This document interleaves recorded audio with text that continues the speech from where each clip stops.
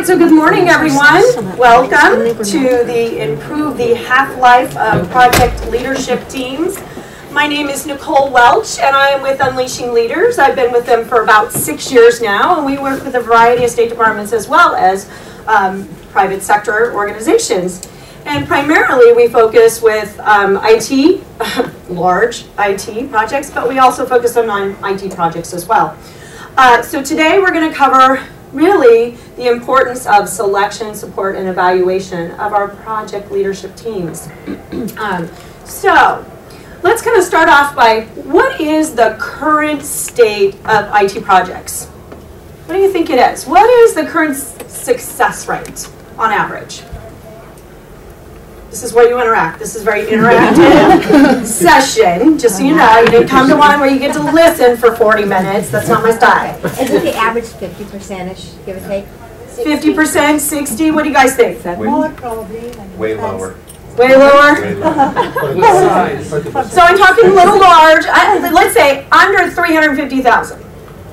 Or over 350,000. So, yeah, if it's over 350,000, that's pretty large, right? Yeah. So what do you think? Rapid question. 20%? It's about 32 on average, where we meet that time, scope, budget, right? It's about 32% on average. So what do you think the average percentage of value is? So that was, meeting those three quadrants. What do you think the average value is? That means once it's up and running, what is the value that the customers are actually receiving, the percentage-wise? 15. 15, wow. Anyone want to go a little higher than that? 25? It's about 44%, yep, on average. And then, so what do you think the failure rate of IT projects are with a budget around over 350,000? 85? Yeah, it's higher than 50% on average. It's not quite 85%, but it's definitely higher than 50% on average. So that's kind of why we're here to talk about what is this challenge that we have, why so many large IT projects aren't as successful as we first set them out to be, right? I mean, we do these things so that it improves and enriches our lives, right? It improves and enriches the lives of our customers. It improves the experience of our customers, and yet we're not quite hitting the mark yet, okay? So we say that a lot of it has to do with our leadership. And we're just not talking executive sponsorship. We really look at project leadership as a variety of people in this project. So steering committees, the project team itself, they form a type of leadership because they are all team leaders. There's functional manager leaders who lead the project teams. There are your governance.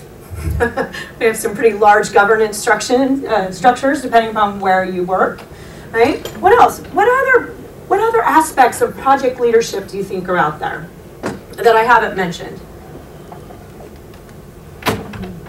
that you think might impact the success and the quality of the project? The user base. The user base? Your subject matter experts. Your subject matter experts? Yeah. Anyone else? Budget. Your budgeting, right? Like helping you put that budget together? Absolutely, that might be a focus as well. Skill staff. And your PMO office, how well they're supporting the project. Okay, so let me just get a sense of, got too close. That's okay. Give me a sense of who actually is on project teams or fits into one of these categories in the room. Okay, the majority of the room in some capacity, you fit into this world. All right, good.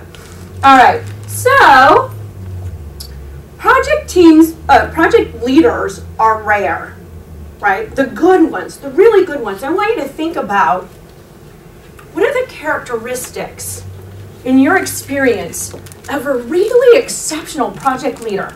Whether they were a project manager, whether they were on the steering committee, whether they were on the governance, what were the characteristics? What did they do? What did they say? What were their behaviors that made them so good? And you'll see that I have Post-it notes on the tables. Okay? So what I'd like you to do is I'd like you to write down the characteristics. What did they do? Well, how did they behave? What did they say that made them so good? I got some pins at the table. Thank you. So just take a couple notes.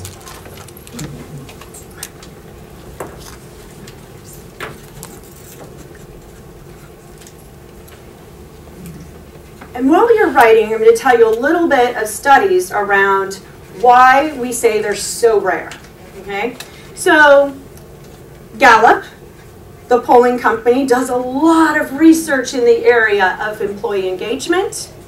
And they did a study back in 2012 that said that only 30% of the United States employees are currently engaged at work. Okay?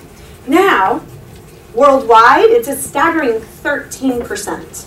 But 30% is still pretty low in the United States compared to where we want it to be. Right? We'd like to think that 100% of our employees are engaged. That's what we'd like. We'd settle for 90, but we got a big gap between 30 and that 90 or 85%. Okay, so worse, over the past 12 years, these numbers have not really moved much in their polling. It's been about 30% over the past 12 years, tick up, tick down, within a percentage or two. So why is that happening? So here's what their study has turned up, okay? No matter what size or location, we find that executives struggle to unlock the mystery of why this is intensely a problem and that we can't find the right type of leadership. So they find that companies in the selection process fail to find the right talent 82% of the time. So it actually starts with our recruitment process. Okay? So, and it says managers account for at least 70% of the variance in employee engagement across business units, right? We've all heard the saying, Gallup made it famous, employees, they join an organization, they leave a manager, right? That's just the truth of it. So the manager is the key to engagement. The leader is key to engagement. But yet, when we're hiring for them, we miss the mark about 82% of the time. Now, the other interesting thing that they found is when they did these surveys, and they used a tool called StrengthsFinder, what they found is that in a 1 in 10, of a team of 10, 1 in 10 have the characteristics that make a good project manager or team lead. And yet, rarely is it the actual manager. So why do you think that is?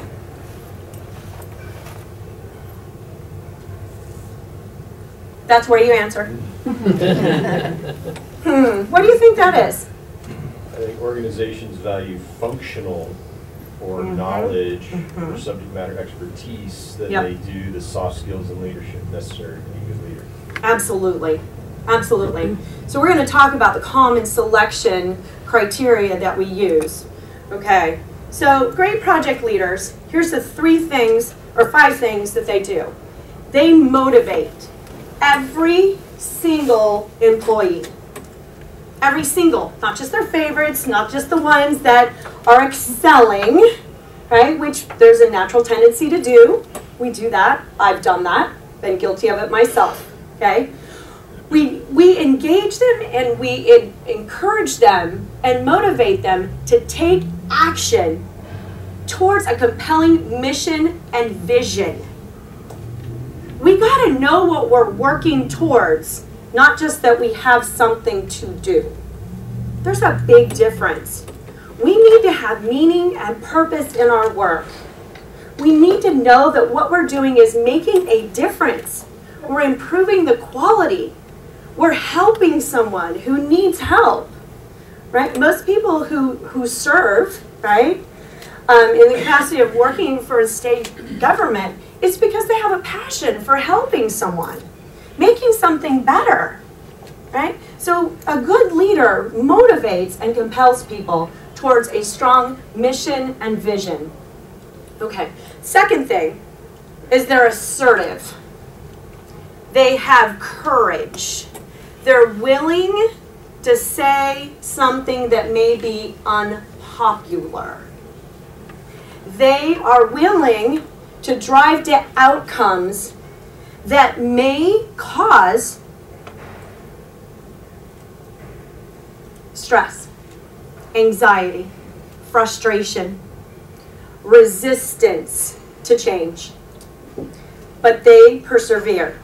They have the assertiveness. Okay. Another thing is they create a culture within their team of accountability. And what we mean by accountability is really a gentle definition. Okay? It's clearly reminding people about what they committed to do. That's it. We're just reminding them, hey, you said you were going to get this done. You were going to have this report to me by today. Here it is today, and I don't have it yet. Okay. Let me know what happened, and let's set a new date that will work for both of us. Not just whenever you feel like it. Okay? Or, you know, the cat did this, and then I had to run into the vet, and that's why I'm, okay, whatever, right? We get those. But it's just gently reminding people about what they've committed to. Which means we've got to be clear about our goals to begin with, and clear what we're committing to. The other thing they do, so number 4, is they build relationships. And what do we mean by that? We build relationships that create trust, openness, creativity, and sometimes conflict. Because conflict usually, creativity usually arises out of conflict. Because we got to have diverse ways of thinking to come up with something new. So when we're building relationships, we're building trust, open dialogue, and lastly, full transparency. People have to know and trust what you're saying. Because if they don't, there's no trust. Trust is the foundation of any functional team, right? Anyone read the 5 dysfunctions from Patrick Leonche? It's the foundation. Teamwork does not occur until we have trust. So the 5th thing is around making decisions. Making decisions that are based on productivity and not politics. There's a couple of reactions in here. Okay, so that's what we say, or the 5 things, and that's what Gallup says too. This is in their research. It says, look, we got to have leaders who have these 5 things: to motivate, to be assertive, to be accountable, to build good relationships, solid relationships, and to make decisions that are based on productivity and moving the project forward instead of the politics. Okay. So, you guys done writing down the characteristics that you have? All right, so just tear them off. And I'm going to ask one person at each table to get up and put them on this Post-it pad called characteristics. So yeah, that means you got to move, huh?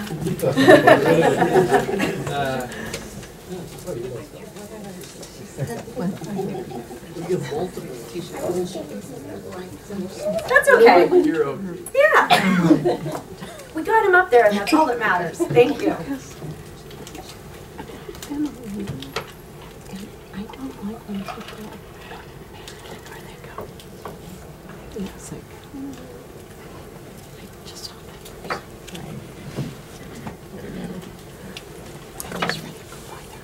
Now, while you're doing that, here's what I think is interesting in Gallup's research as well. It says it's important to note that I said 1 out of 10 usually have those 5 competencies, right? Usually, there's another 2 that are on the team out of that 10 that show some of those as strengths, as competencies, that they're good at them. Maybe not all 5. And they can develop, because leaders can be developed. The problem is that we don't always see them to develop them, and we don't always give them the support they need. So, interesting, right? So 3 out of 10 have potential. 1 usually has those natural talents and strengths. The other 2 have some that we just need to nurture and support in their development. So let's talk about common selection methods. So what are the current, you mentioned one earlier that we hire based on technical skills. What are some other things that we do in hiring for project team and assigning them to be on a steering committee or assigning them to be, in whatever capacity? What other things do we look at? What other criteria? They're available. They're available. Absolutely. You're only at 70%. We can max you out by putting you on this project. Excellent. Thank you. Yeah. Oh, I've had that experience. So good one. What else? Experience. Experience. Maybe they've done it before. Yeah. What else? They have a vested interest. They have a vested interest, or they just have an interest. Yeah. So either one of those. What are some other criteria that we use in our selection process? Relationships. Relationships. Maybe they can influence someone else that's on there. Okay, good. Any others that you can think of? Oh, come on. Somebody who's a known commodity, right? You know the person. Yeah, absolutely. And I think what I hear you saying is that they're really good. They're known, and so even though they may be completely at capacity, we need them on this too. And so what do we do to our really good people?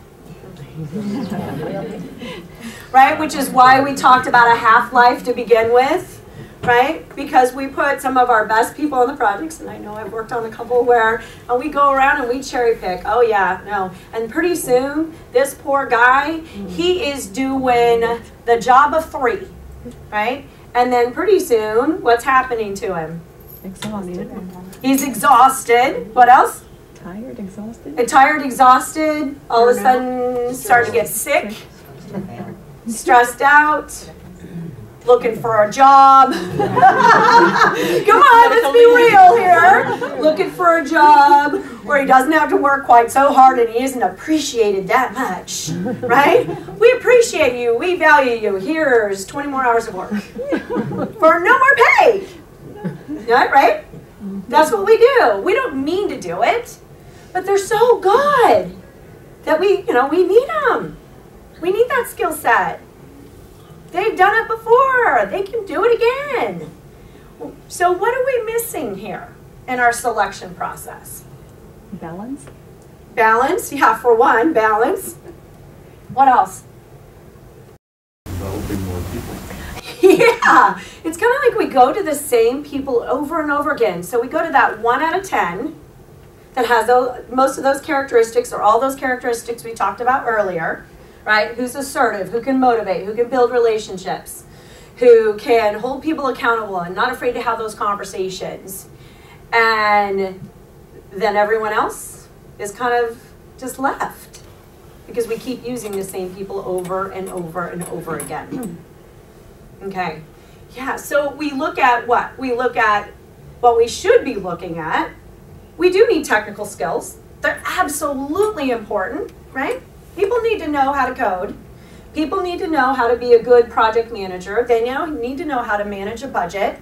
They need to know how to manage a meeting. They need to know how to facilitate meetings, right? All those key things. Those are technical skills, right? We learn how to do those things. So what about the communication skills? Very important. It's probably what I would say is probably one of the why I put it in the center. There's a reason why I put technical skills kind of off to the side because we know that's important, right? But communication, without communication, can we motivate? No. Without communication, can we be assertive? We could, but we'd be grunting, right? Ladrinda, go, do, right? I can pick on her because I know her well. So yeah, we need to be able to communicate. We need to be able to build relationships so that people understand what it is that we're trying to do and they trust us to know what we're saying. is what we need to be doing and focused on? Yeah. What about values? How do those play in? Are those important? Because the values set how we should behave in an organization. What's important to an organization? Is it teamwork? Is it collaboration? Is it being respectful? So we want to make sure that if those are what we value, that we're selecting people to exhibit those behaviors so that we don't have someone going around and ripping people's heads off, right? Or insulting them because they didn't get something done when they said they were going to. Because I've seen that. Oh, yeah, should have known you wouldn't get that done in the middle of a meeting with 20 people. Seen it. Okay? we got to have people who we address their performance and their behavior. We got to have leaders who will set people aside when someone says, yeah, no, I knew you weren't going to get to that. I knew that was too much for you to handle. We need someone to pull that person aside and have a conversation with them about that, how that isn't acceptable behavior and what is instead. Okay, so here's what I'd like you to do. Post-its, again, okay? I'd like you to write down what you think are your best practices around selecting project leadership. And remember, we're using that broader term. It's not just the executive sponsor or the project team, but it's the steering committee, it's the project managers, it's the PMO who within the PMO is going to support the process. Okay? I want you to think about what are your best practices in your selection that I haven't mentioned. And if you just like mine, you can put mine up too. No, I'm kidding.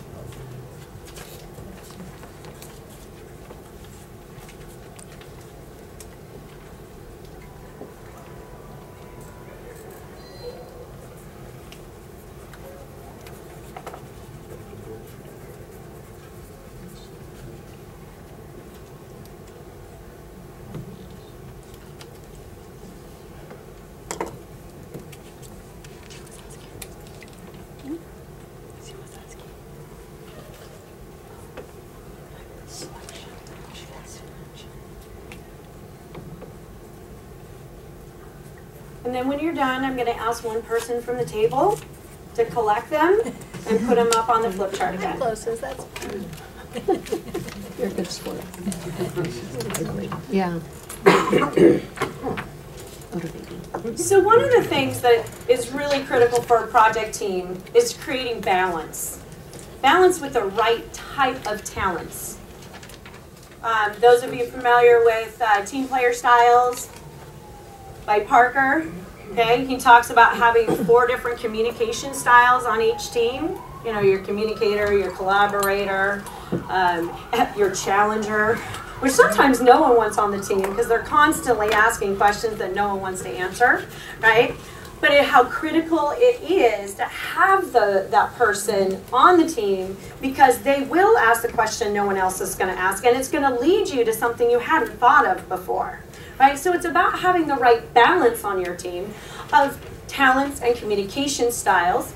It's also important, I think, project leaders inside communication and the skill of communication to be a good storyteller.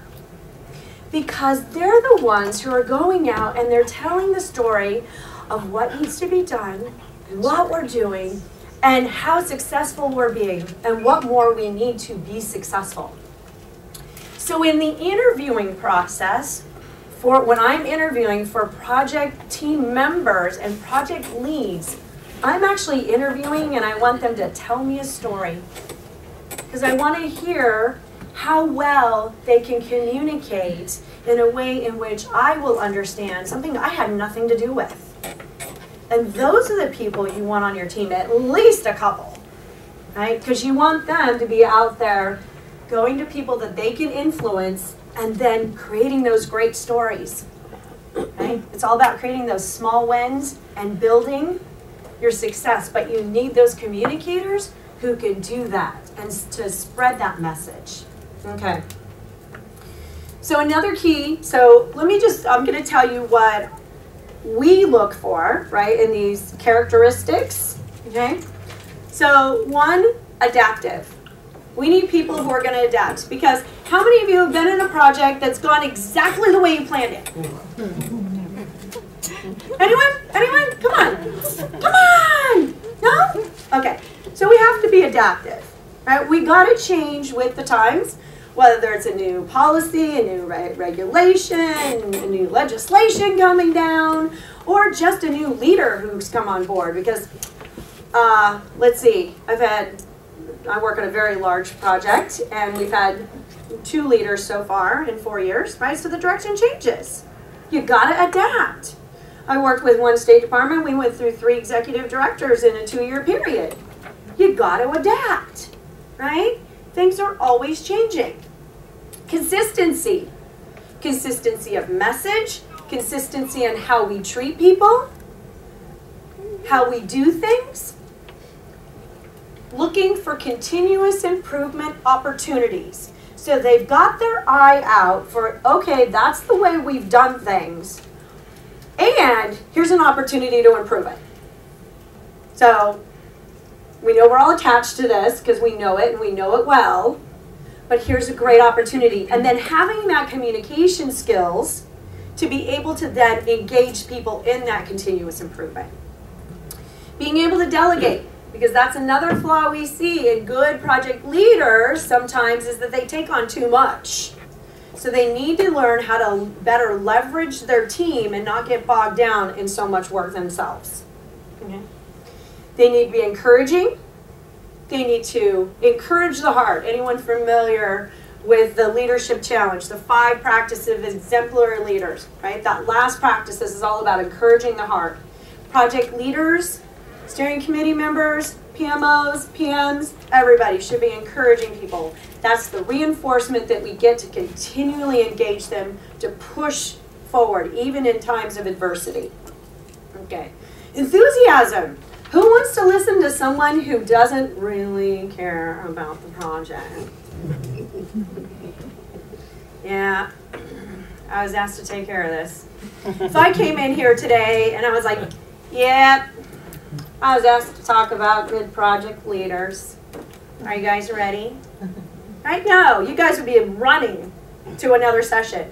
So we need people who are enthusiastic about what we're asking them to do. And get other people to, so it breeds enthusiasm and just, the whole culture takes off inside that team.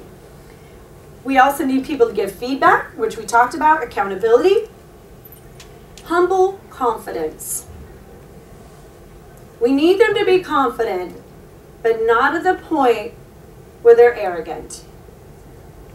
So humble confidence. They know they can do it, and they just do it. They don't talk about it. They take initiative. They have the knowledge that they need in order to do the job, those technical skills. Okay? They're open-minded, which allows them to be adaptive. They are organized, right? Can't lead a project if we're not organized. We can't manage a project if we're not organized. That's fundamental. We're proactive. We see something coming and we respond. We don't wait until it gets there. We can predict and adapt. We're resourceful. We're constantly looking for how we can do things, how we can pull people in. Who's got that skill? Oh, what if we could add this person to the team? They've got that strength. They have that knowledge we need. We only need them for a period of time. We're going to ask them for 10% of their time. We don't need them full time. Be creative, right? We don't need a project team allocated full time. I have teams where I run, and Latrenda can speak to this, right? Where I have people who are 10%, 25%, 50%, 60%, right? Because we're tapping their individual strengths and what they bring to the table. Okay? Creativity. And then mostly respectful, which I think I've talked about. Okay, so it'll be interesting to see what we have over there as well. But those are what we see are those fundamental characteristics of just exemplary project leaders. Questions so far? Anything you want to add? Everyone's just smiling. No, I don't want to talk. I still haven't had my coffee. Yeah. I have one, I read this a while ago. A good leader does what's called embrace the suck. Meaning you embrace the challenges. When things really get bad, you embrace that. Yep. And you tackle it. Yeah. And that's something that I don't see a lot of. Yeah. I don't take on any project I think is actually going to succeed with no problems. I know, it's boring. Right? You want those kind of people who are willing to take it on and climb that mountain. Because it literally is a mountain. Because we know things change. Looks beautiful on paper. Looks beautiful in testing. Right? Or in the demo. Looks beautiful in the demo. And then wow, when we go to implement, woo-wee. Talk about a couple of Mount Everests. Okay. Yeah. So now let's talk about support. Support includes coaching. Coaching is one of the most important things we can do for our project leaders. And it's one of the things, in my experience, I don't see we do enough of, is providing that person that they can go to and talk about what challenges they're having, that it's safe, right? So sometimes we can go to our managers, sometimes we can't. We don't want to. We want to figure it out before. We want to come with a solution or at least a recommendation before we go in front of our manager. That's what we think we should be doing. So we need that other person to kind of just brainstorm that's completely unbiased, that'll help us strategically walk through and ask us the key questions that we need to be asked because we have the solution inside of us 95% of the time. We do.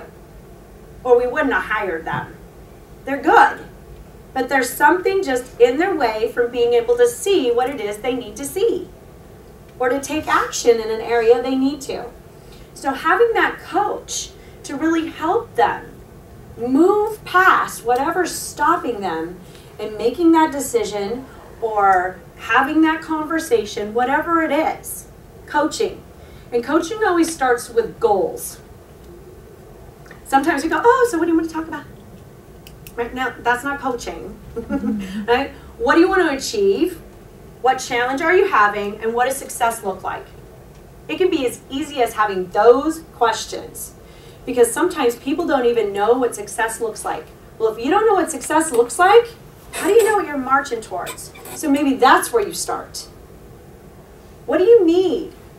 What is it that will make the person's life better, the project move forward, the team gel better together, be more cohesive, right?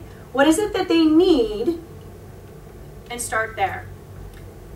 The other thing we need to be doing when we're supporting is assessing them on a regular basis. Did I just lose my mic? I just lost my mic. I don't know why. Did it shut off?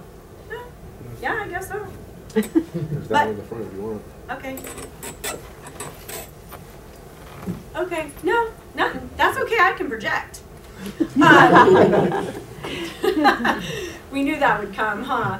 Yeah. So, one of the first things, right, we want to assess them on how they're doing. And it's not just once a year, right, in our IDP process, or someone laughs. I've talked to some people who've never had an IDP. You know, but we need to be assessing them on a more regular basis against the goals that we set out to accomplish. And then once they accomplish those, then we set out new goals, right? And we do it collaboratively. And then we evaluate. How are we doing? What do we need to do differently? Do we need additional resources? Do you need training? Do you need additional coaching? Do you need new people on your team, right? Do we need to add some new blood? Because on some of these longer projects, and I can speak for one I've been on 4 years, and it is continuing way beyond what we thought it was going to be. You know, people get a little tired, don't we? Yeah, it just keeps going and going and going and going. And people need that extra, like, here, let's talk about what you've accomplished so far. What have we done that we've done really well? And what can we learn from it? And then what can we carry forward?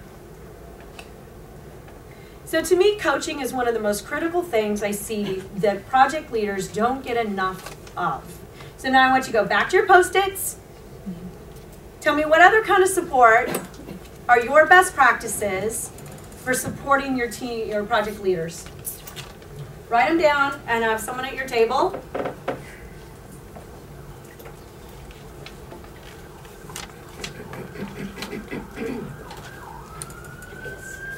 Okay, and so for time, I'm going to keep going. So then we have the evaluation.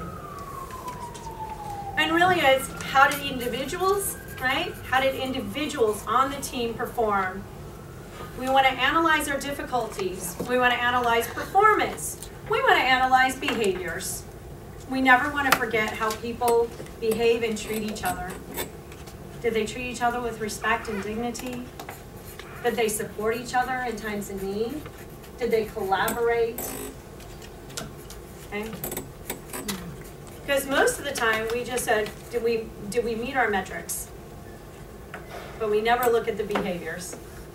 And behaviors are just as important because how we behave is what produces the results. We want to look at the team as well as the individual. And we want to be honest, because if we don't give good, honest feedback, people aren't going to grow.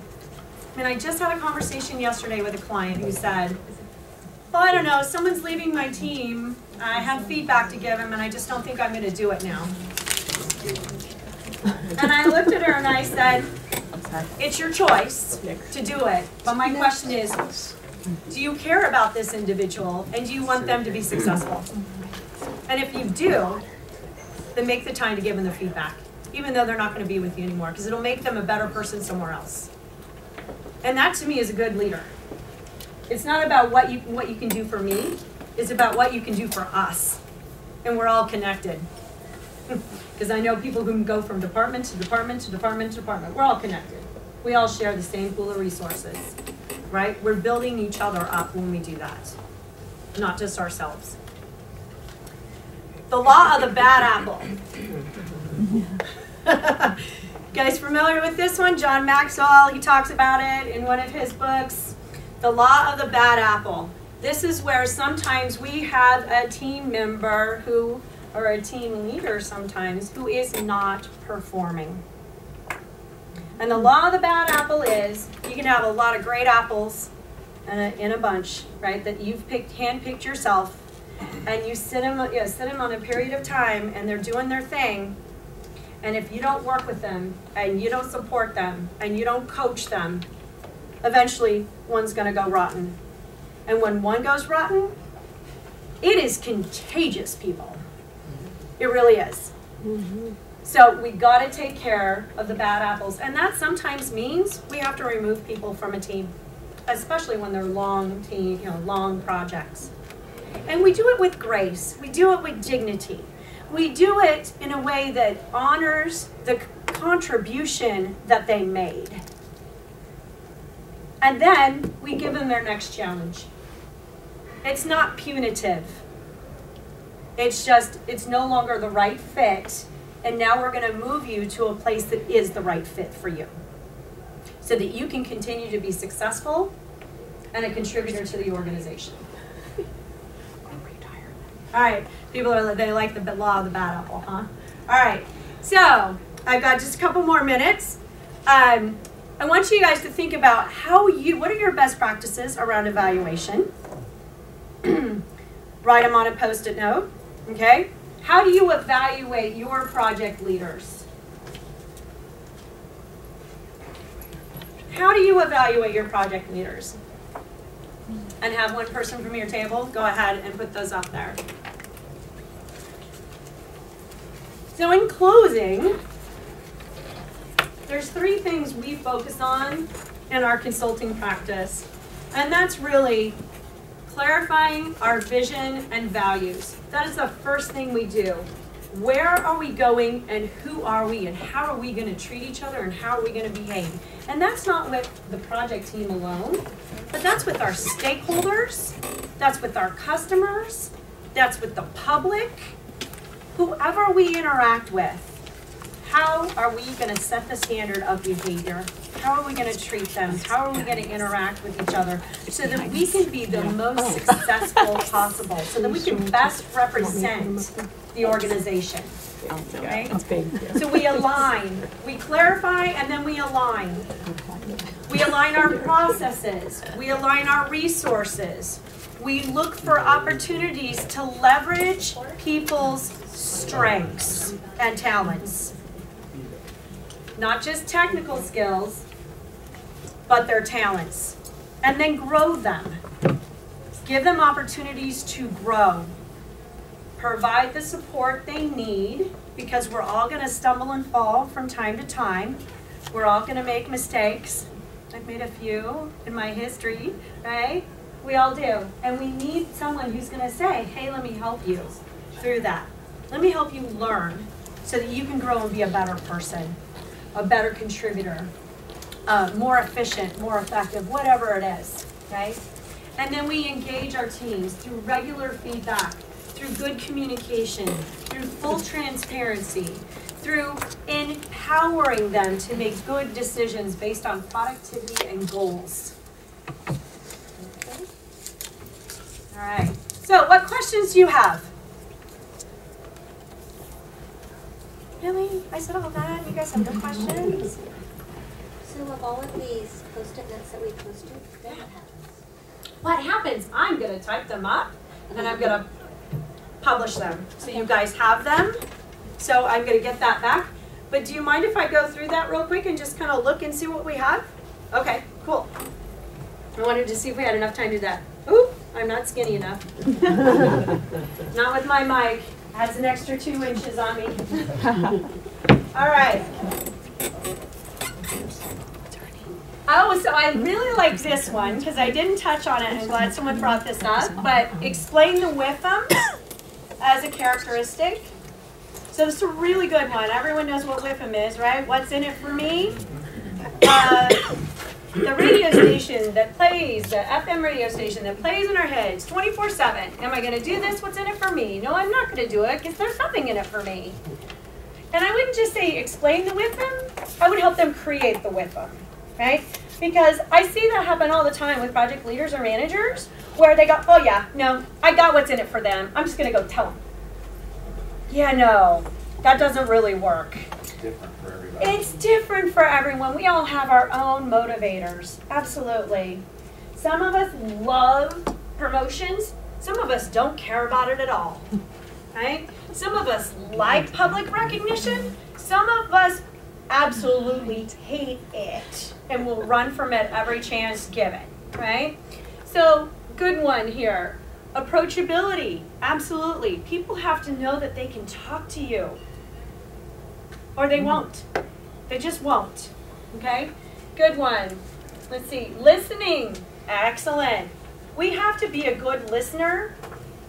And I say a good leader listens, especially when they're coaching, 80 to 90% of the time of the conversation. Listening is so important because a lot of times we think we know and we only know a fraction. And yet we make decisions based on what we know, which is very little. So excellent. Okay. Let's see. Let's go over to the next one real quick. Selection. Okay. Some of it's personality based because you need to have a good fit, right? But you also want to make sure that you're recruiting for diversity. That you have those diverse personalities that bring that richness to the team. Okay. Selection, positive results. So they have to have, I'm assuming this means, that they have to have had positive results in the past that they can show you? Is that what that means? Whoever wrote it? No one's gonna, no, I didn't write it. I didn't write that one. Yeah? Is that what you meant by that? Okay, great. Delegating authority, good expertise, Past effectiveness. Here's an interesting one on past effectiveness. Sometimes they've been really effective with really small projects, and then we put them on a really big one. And we just assume that just because they've done really well on a small one, that they're going to do really well on a big one. And that's not always the case, because the complexity is so much more in a large one. Okay, good. All right, support. What do we got over here for support? Would you mind just telling me a couple? Oh, I put her on the spot. I just Open, real communications. yeah. Open, real communications, transparency, honesty. Good. What else? Food. Food. I know. I saw that one too. Food makes us feel better, doesn't it? Yeah. I was just talking to someone. I'm like, we're going through a 2-hour sprint review. I go, can we bring food? Right? It's towards the holidays. She's like, oh, I never thought of that. I go, come on. How can we not do food? Yeah, it's a good one. What else? Anything? Open door policy. Open door policy. But let me tell you, my friends, that does not mean that you keep your door open 24/7 and people are constantly in there. Because then what happens to you? You're not getting anything done. So sometimes people take it a little too far in the other direction. So if you have staff that you do have that great relationship with, that they are coming to you all the time, sometimes you have to post office hours for open doors so that you can get something done. Or, you know, you put little tags out. Like we have the red, the yellow, and the green Post-its. So that if it's red, that means don't even knock.